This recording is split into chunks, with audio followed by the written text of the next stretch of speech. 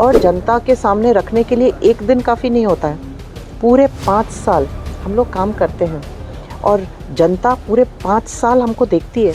बिलावली मंदिर के सामने दोनों कॉलेजेस बना कर दिए हमने।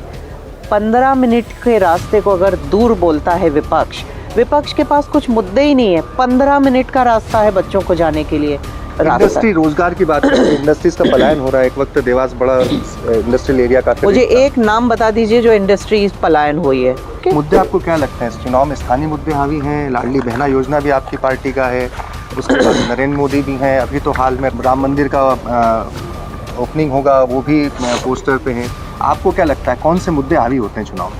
जब आप शादी होकर इस महल में आई होंगी तब कभी सोचा था कि सियासत में गायत्री राजे को चुनाव में उतरना पड़ेगा, कभी सियासत में जाना पड़ेगा? मैं जब शादी होके आई थी बिल्कुल नहीं सोचा था कि मुझे पॉलिटिक्स करनी पड़ेगी या करूँगी। नमस्कार, मैं हूं भुवनेश सेंगर। स्वागत है आपका। दिल लपेटा यात्रा पहुंची है देवास। गायत्री राजे पंवार महारानी साहिबा हमारे साथ मौजूद हैं। 3 दशकों से देवास की राजनीति या चुनाव कहें तो जीत का सेहरा इसी महल पर बंधा है। हमारे साथ मौजूद है फिर से चुनाव मैदान में। बहुत बहुत धन्यवाद हमसे बात करने के लिए। अभी 3 दशक इसके पहले आपके पति स्वर्गीय महाराजा साहब रहे। अब आप मुझे लगता है तीसरा आपका चुनाव है ये जी। फिर से इतने लंबे समय के बाद जब जाते हैं तो बड़ा लंबा समय होता है जिसमें जब तक आपने इस क्षेत्र की नुमाइंदगी की, तो किन बातों को लेके जा रहे हैं? एक तो बातें होती कि जो काम मैंने करे और आगे क्या करना है। देखिए, सबसे पहले तो मैं बोलूँगी, सब लोग रिपीटेडली बोलते हैं 30 साल से कब्ज़ा है, तो ये कब्ज़े वाली बात नहीं होती है। हाँ, एक बात बोलने की होती है जी। पर हर 5 साल में लोकतंत्र है, सबसे बड़ी डेमोक्रेसी है ये। हर 5 साल में हर व्यक्ति को, चाहे आपकी पृष्ठभूमि कैसी भी हो, हर व्यक्ति को जनता के बीच में जाना पड़ता है एक अग्नि परीक्षा में, चुनाव में, और अपने आप को साबित करके जनता का एक एक वोट लेके और जीत के अगले 5 साल मिलते हैं। तो अगर मेरे परिवार को 30 साल से ये जगह मिली है तो हर 5 साल में हम 9 बार मेरा पूरा परिवार उतर चुका है चुनाव में। ये 10वां इलेक्शन है मेरा 3रा है, पर परिवार का 10वां इलेक्शन है जी। तो हम अगर जाते हैं चुनाव में, उतरते हैं, आम पब्लिक के सामने जाते हैं, तो अपना काम सामने रखते हैं कि हमने हमारे 5 सालों में क्या किया है जी। तो 5 सालों का लेखा जोखा हम जनता के सामने रखते हैं, और जनता के सामने रखने के लिए एक दिन काफ़ी नहीं होता है, पूरे 5 साल हम लोग काम करते हैं और जनता पूरे 5 साल हमको देखती है कि हम क्या कर रहे हैं, कितना कर रहे हैं और कैसा कर रहे हैं। ये सारी परीक्षाओं को पास करके चुनाव में मतदान होता है और उसके बाद रिजल्ट आता है जी। मैं जब लोगों के बीच में गया तो जब रोज़गार को हम नापते हैं तो शिक्षा, स्वास्थ्य, सड़क, बिजली, रोज़गार इन मसलों पर नापते हैं। जब बात आती है तो लोगों का कहना है कि शिक्षा में कॉलेज काफ़ी दूर बढ़ गया। इंदौर के ऊपर निर्भरता बहुत ज़्यादा होती है शिक्षा और स्वास्थ्य को लेकर। देखिए, कॉलेज दूर कितना बना है, 15 देवास के सेंटर से 15 मिनट भी नहीं लगते पहुंचने में। बिलावली मंदिर के सामने दोनों कॉलेजेस बना कर दिए हमने।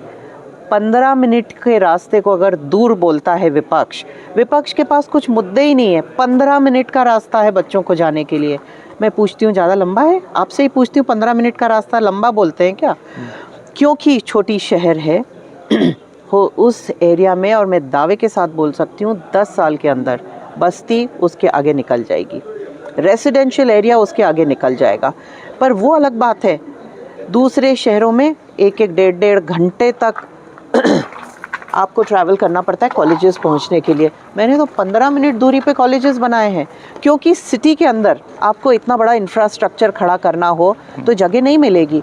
तो खुली लंबी चौड़ी जगह मुझे जहां मिली वहां बनाया है हमने, और मैं नहीं मानती हूँ 15 मिनट कोई लंबा इंडस्ट्री रोजगार की बात करें, इंडस्ट्रीज का पलायन हो रहा है। एक वक्त देवास बड़ा इंडस्ट्रियल एरिया का। मुझे एक नाम बता दीजिए जो इंडस्ट्रीज पलायन हुई है।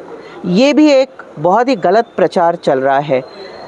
विपक्ष बोलते हैं 265 इंडस्ट्रीज़ बंद हो गई हैं। मैं दावे के साथ बोलती हूँ, आपको बोलती हूँ, आरटीआई में इन्फॉर्मेशन निकाल लीजिए, 12 से 15 इंडस्ट्रीज़ केवल बंद हैं, बाकी सब सुचारू रूप से चल रही हैं।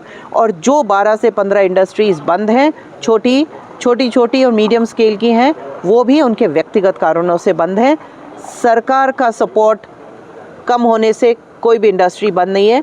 और इसके अलावा हमने और बड़ी बड़ी इंडस्ट्रीज़ लाई हैं पिछले कार्यकाल में। इप्का आया है, बार लॉकर आया है, मेरे को ध्यान नहीं आ रहे नाम, इप्का है, बार लॉकर है।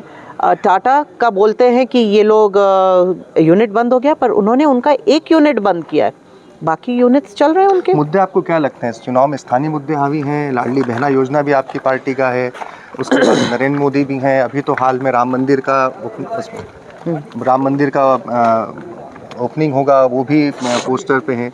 आपको क्या लगता है कौन से मुद्दे हावी होते हैं चुनाव में? देखिए, मुद्दे तो क्रिएट करने पे हावी होते हैं। लोगों के सामने आप गलत धारणाएं रखेंगे, वो उस पे डिबेट चल पड़ेगी। मैं बोलती हूँ, मैं हमेशा से विश्वास रखती हूँ कि विकास के मुद्दे को लेकर मुझे चुनाव लड़ना है। मैंने जो काम किए हैं उनको लेकर मैं चुनाव लड़ती हूँ। आने वाले समय में मैं क्या काम करने वाली हूँ उनके ऊपर मैं चुनाव लड़ती हूँ। मेरा फोकस केवल विकास होता है, जीवन स्तर लोगों का उभारने का काम होता है।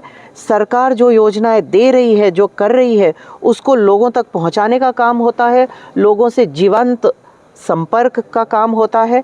मैं इन चीज़ों पे विश्वास करती हूँ और हर चुनाव में इसी बेसिस पे लड़ती हूँ। फ्लाईओवर को लेकर भी पॉलिटिक्स है। मैं यहाँ बात कर रहा था कि फ्लाईओवर कांग्रेस के सज्जन सिंह वर्मा दावा करते हैं कि वो लेकर आए, कुछ कह रहे हैं कि जहाँ बनना चाहिए वहाँ नहीं बने। देखिए, जहाँ बन रहा था ये फ्लाईओवर कांग्रेस कार्यकाल में वो फिक्स हो गया था, भोपाल चौराहे से इंदिरा गांधी प्रतिमा तक। जब सरकार पलटी, सरकार हमारी बनी, मैंने बैठक बुलाई और मैंने जब देखा एक भी सर्वे नहीं हुआ था। टेक्निकल हो या ट्रैफिक हो या बहुत सारे सर्वे रिक्वायर्ड होते हैं इतने बड़े ब्रिज को बनाने के लिए, एक भी सर्वे नहीं हुआ था। तो सबसे पहला आदेश मेरा ये था कि सर्वे किए जाए। सर्वे जब हुए तब मालूम पड़ा कि यहाँ पे उसकी ज़रूरत ही नहीं है। देवास में अगर इतना बड़ा फ्लाईओवर आ रहा है तो सबसे ज़्यादा ज़रूरत कैला देवी चौराहे और विकास नगर चौराहे पे है, जहाँ ट्रैफिक का दबाव सबसे ज़्यादा है, जहाँ से इंदौर जाने वाली जनता सीधे ऊपर से निकल के जा सकती है। भोपाल चौराहे पे आने वाली जनता जो इंदौर जाना चाहती है वो तो बाईपास पकड़ेगी, इंदौर सिटी, देवास सिटी में क्यों एंटर करेगी। तो भोपाल चौराहे से लेके इंदिरा गांधी चौराहे तक कोई ज़रूरत ही नहीं थी। 85% ट्रैफिक सिटी का जाता है भोपाल चौराहे से अंदर। तो ज़रूरत जहाँ नहीं थी वहाँ हमने नहीं बनाया, उसको मैंने शिफ्ट करने का काम किया। बोलती हूँ मैंने शिफ्ट किया है, पर जहाँ ज़रूरत थी उस जगह पे शिफ्ट किया है। बात बताइए, अपने महल को देख रहा था, जब आप शादी होकर इस महल में आई होंगी तब कभी सोचा था कि सियासत में गायत्री राजे को चुनाव में उतरना पड़ेगा, कभी सियासत में जाना पड़ेगा? मैं जब शादी होके आई थी बिल्कुल नहीं सोचा था कि मुझे पॉलिटिक्स करनी पड़ेगी या करूँगी।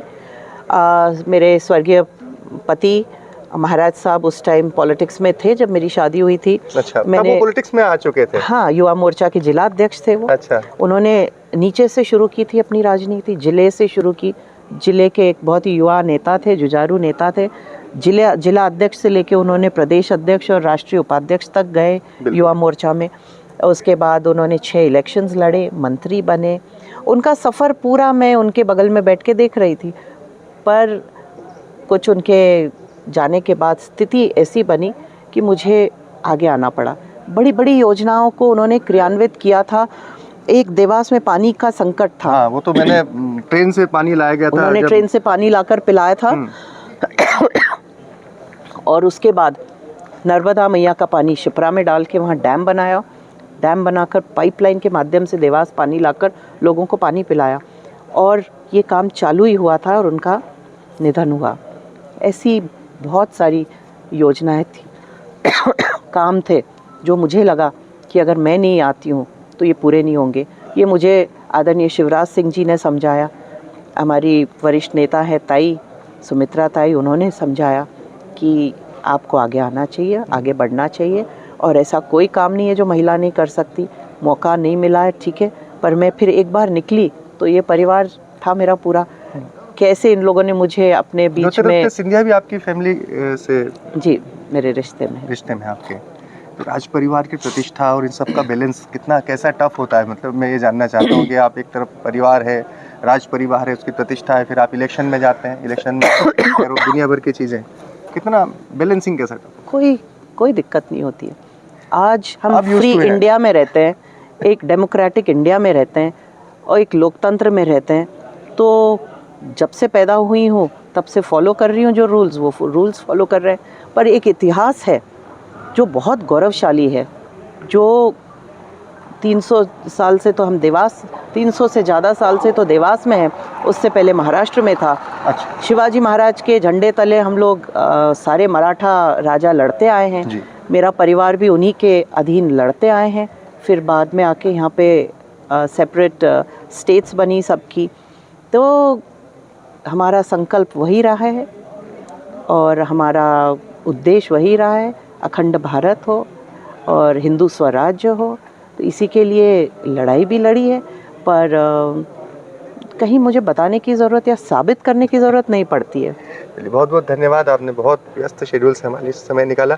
बहुत बहुत धन्यवाद गायत्री राजे पवार, जो कि महारानी भी हैं और चुनाव मैदान में भी हैं, विधायक भी हैं। दपेटा यात्रा जारी रहेगी। आप दपेटा और द लोकतंत्र दोनों को सब्सक्राइब करें, हमारी खास कवरेज लगातार हमारे साथ जुड़े रहें।